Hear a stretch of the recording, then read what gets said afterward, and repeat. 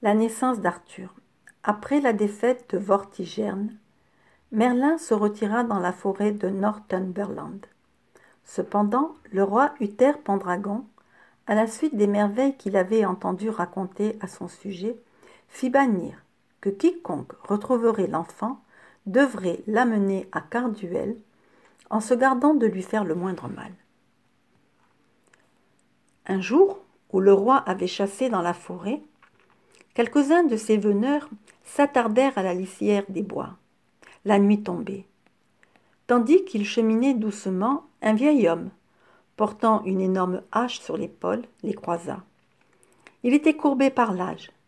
Sa barbe lui descendait jusqu'aux genoux, et son visage était tellement défait et ridé que ses paupières lui seraient retombées sur les yeux s'il n'avait pris soin de les tenir relevées par deux petites fourches de bois. La saleté repoussante de ses vêtements en lambeaux, le désordre de sa chevelure aux mèches emmêlées, achevaient de lui donner un aspect sauvage. « Vous ne vous hâtez guère de servir votre seigneur, leur jeta-t-il en passant. De quoi te mêles-tu, bûcheron? Si je cherchais Merlin, comme on vous en a donné l'ordre de le faire, je saurais bien où le trouver. Mais vous feriez mieux de dire à votre maître que nul ne se saisira jamais de Merlin contre sa volonté, ni par ruse, ni par force. Si le roi désire vraiment le voir, qu'il vienne en personne le visiter, sa demeure n'est pas loin d'ici. » Là-dessus, l'homme sauvage leur tourna le dos et disparut sans leur laisser le temps de l'interroger davantage. Les veneurs mirent le roi au courant de cette rencontre. Uther Pendragon avait le cœur simple et bien fait. Ces propos du vieil homme le firent souvenir des égards qu'il devait à Merlin. Loin de s'irriter de la leçon reçue, il en sourit et décida qu'il se mettrait lui-même, dès le lendemain, à la recherche de l'enchanteur. Parvenu sur les lieux où ses veneurs avaient rencontré l'homme sauvage, le roi aperçut un petit berger contrefait qui gardait ses moutons. « Que fais-tu là » lui demanda-t-il. « Tu le vois, je garde les moutons de mon maître. »« Et qui est ton maître ?»« Un homme auquel le roi doit rendre visite dans cette forêt aujourd'hui même. S'il vient, je saurai bien le mener jusqu'à lui. Et si je te le demandais, me dirais-tu du moins où il demeure? Ni pour or, ni pour argent, si vous êtes attendu de celui dont je parle, car on ne le trouve que lorsqu'il y consent. »« Je suis le roi, » dit Uther Pendragon. « Et moi, je suis Merlin, » dit le berger. Ayant entendu ces derniers mots, les compagnons d'Uther Pendragon murmuraient entre eux que ce pauvre infirme n'avait rien de commun avec le gentil enfant qu'ils avaient vu à la cour de Vortigern quelques mois plus tôt. Mais à l'instant même, Merlin dépouilla ses apparences trompeuses, et ce fut sous l'aspect d'un enfant rieur qu'il leur répondit.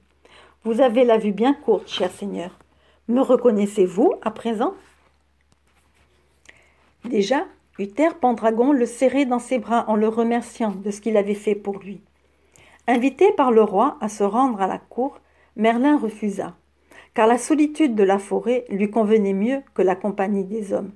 Cependant, il promit au roi de l'aider toujours, de tout son pouvoir. Il tint parole, et son amitié ne se démentit jamais, comme on le vit bien lors du combat d'Uther Pendragon dut soutenir quelques mois plus tard contre les Cènes, à Stonehenge, près de Salisbury. Alors que le jeune roi allait périr sous le poids d'une multitude d'ennemis, Merlin lui donna la victoire. Puis, il fit venir d'Irlande, par la seule vertu de sa science, d'énormes pierres si longues et si larges que nul homme au monde n'eût réussi à les soulever, ni par force, ni par engin. Et les trouvant plus belles debout que gisantes, il les dressa toutes droites vers le ciel, afin de perpétuer le souvenir des guerriers tués dans cette rencontre. Et chacun peut encore les voir là où il les mit. Sa victoire sur les Cènes grandit encore le renom du jeune Uther Pendragon. Le château de Carduel avait souffert du siège qu'il avait dû subir. Le roi, l'ayant fait restaurer, fit crier dans tout le royaume qu'il y tiendrait désormais sa cour 3 fois l'an, à Noël, à la Pentecôte et à la Toussaint. Ce fut à l'occasion de l'une de ces cours que le roi vit pour la première fois Igerne, la femme du duc de Tintagel, son homme lige, et tout aussitôt son cœur ne lui appartint plus. La sagesse d'Igerne égalait sa beauté. S'étant aperçue des sentiments du roi à son égard, la jeune femme s'efforça de le décourager. Lorsque la cour se sépara, c'est en vain qu'Uther Pendragon lui laissa entendre qu'elle emportait le meilleur de son cœur. Elle feignit de ne pas le comprendre. À l'occasion de la cour suivante, ses avances ne furent pas mieux accueillies. Durant 3 années, le roi soupira pour celle qu'il aimait, sans même oser lui faire le plus petit présent, tant il la sentait sur ses gardes. Son trouble ne pouvait échapper à ses proches. Ulfin, généralement mieux inspiré, car il avait la réputation d'être de bons conseils, lui fit à la fin cette remontrance. « Sire, vous laisserez-vous mourir d'amour pour une femme, faute de savoir en obtenir la récompense qui vous est due? Quelle femme saurait se défendre contre de belles paroles, accompagnées de joyaux de haut prix? Laissez-moi faire. » Avec la permission du roi, Ulfin s'entremit donc auprès d'Igerne, mais cette dernière, indignée, le repoussa, en disant qu'elle n'accepterait jamais nul cadeau d'un homme, en dehors de ceux qu'il plairait à son seigneur de lui offrir. « Et pourtant celui qui vous envoie ces présents est votre droit seigneur, lui dit Ulfin, et il vous aime plus que lui-même. De quel seigneur voulez-vous parler? Du maître, à qui tout obéit, ici? Ai-je besoin de vous rappeler son nom? Vous n'en avez que trop dit. S'il plaît à Dieu, lui répondit Igerne, je ne donnerai plus jamais au roi l'occasion de me rencontrer. Ainsi fit-elle, autant du moins qu'il était en son pouvoir de le faire. Mais le soir de la Pentecôte, le roi prit le duc de Tintagel par la main et le fit asseoir à ses côtés. « Doux ami, lui dit-il, en lui montrant une coupe d'or, vous plairait-il que votre femme accepte cette coupe et la vide pour l'amour de moi? »« Sire, grand merci, répondit le duc, ne pensant pas à mal. Un des écuyers du roi, qui s'appelait Bretelle, fut alors chargé de porter la coupe à Igerne. S'agenouillant devant la jeune femme, Bretelle s'acquitta de sa mission comme d'une chose toute naturelle. Puis, de retour auprès du roi, il lui rendit grâce de la part de la duchesse, bien que celle-ci ne l'eût pas prié de le faire.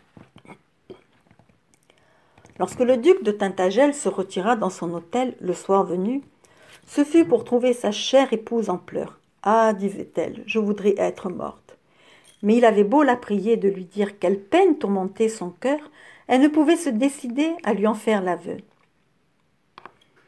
« Le roi m'aime, lui dit-elle enfin, ne le voyez-vous pas?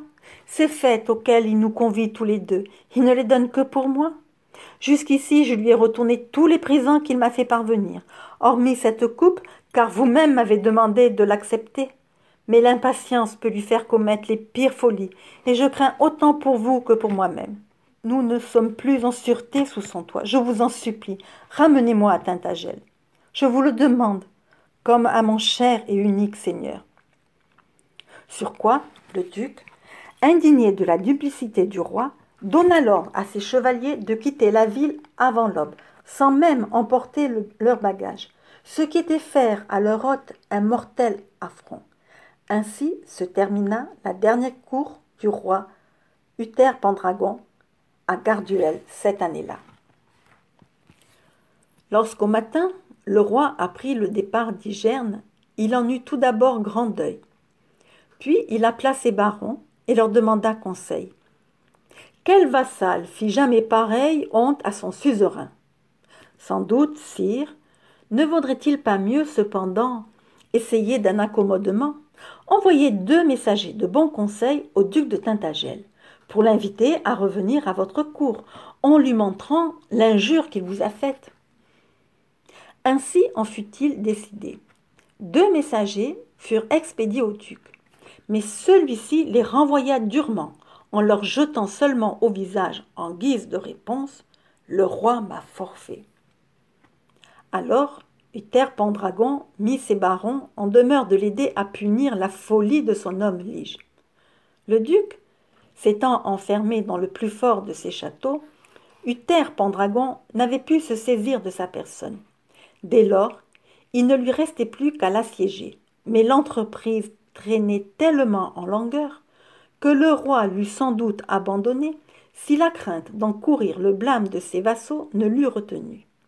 Il était d'autant plus las de ce siège qu'il avait appris depuis peu qu'Igerne était demeuré en sûreté à Tintagel, gardé seulement par quelques vieux chevaliers, car les fossés de Tintagel valaient une garnison. À quoi lui servirait-il de triompher ici, en emportant de force ses hautes murailles, si du même coup Igerne ne tombait pas en son pouvoir? Un soir qu'il s'était retiré pensif et morne sous sa tente, Hultin lui dit « Sire, pourquoi n'appelez-vous pas Merlin ?»« Hélas, Merlin me désapprouve d'avoir jeté les yeux sur la femme de mon homme lige. Est-ce ma faute pourtant si mon cœur ne peut s'arracher d'Igerne ?» Comme il disait ces mots, Merlin entra sous la tente. Le roi le serra dans ses bras. « Beau doux ami, lui dit-il, vous savez ce que mon cœur désire, vous qui connaissez toutes choses. »« Sire, je le sais, répondit Merlin, et je sais aussi que cette folie vous sera reprochée. Cependant, je vous ai juré de vous aider toujours, et en toute occasion. Je le ferai cette fois encore, si vous me promettez de m'octroyer, à votre tour, le don que je vous demanderai. Ah, il n'est rien que vous ne puissiez me demander si j'ai l'amour d'Igerne, déclara le roi.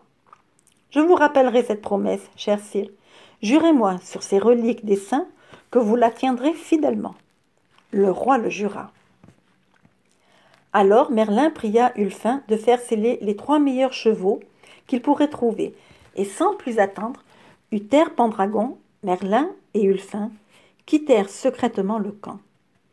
Le lendemain soir, comme ils allaient atteindre Tintagel, Merlin les fit entrer dans un petit bois où croissaient des herbes dont il connaissait les vertus. Ayant trouvé les plantes qu'il cherchait, il en frotta le visage et les mains de ses compagnons. Ulfin prit aussitôt l'apparence de Jourdain, l'un des plus fidèles serviteurs du duc, tandis que le roi devenait semblable au duc lui-même, ce dont ils s'émerveillèrent l'un et l'autre à l'envi. Merlin, qui avait pris la figure de Bretelle, s'avança le premier vers le guetteur pour leur demander, au nom de son seigneur, d'abaisser le pont-levis. L'homme le fit aussitôt, ayant bien cru reconnaître les 3 arrivants. La nuit était déjà sombre lorsque le faux duc se rendit à la chambre d'Igerne. Celle-ci, heureusement surprise, l'accueillit avec joie et tendresse, le prenant pour son cher époux dont elle était privée depuis si longtemps. Ainsi, par ruse et par fraude, fut engendré l'enfant qui devait devenir plus tard le roi Arthur, ou Artus, l'un des meilleurs et des plus renommés des chevaliers de son siècle. De crainte que le soleil ne dissipât les illusions de la nuit, le roi et ses compagnons quittèrent Tintagel de bon matin. Ils se lavèrent en passant la rivière et reprirent dès lors leur apparence naturelle. Tandis qu'ils chevauchaient, Merlin dit au roi « Sire, je vous avais promis d'exaucer votre désir le plus ardent, et j'ai tenu ma promesse. De votre côté, vous m'aviez fait le serment de m'octroyer ce que je vous demanderai en échange. Cette nuit, vous avez engendré un fils. Faites mon don. » Le roi, tout surpris, regarda longuement Merlin, puis il lui dit « Je n'ai qu'une parole. S'il est vrai qu'un fils doit naître de mes amours, d'avance, il t'appartient. » Comme il allait atteindre les premiers retranchements du camp, un écuyer vint à leur rencontre.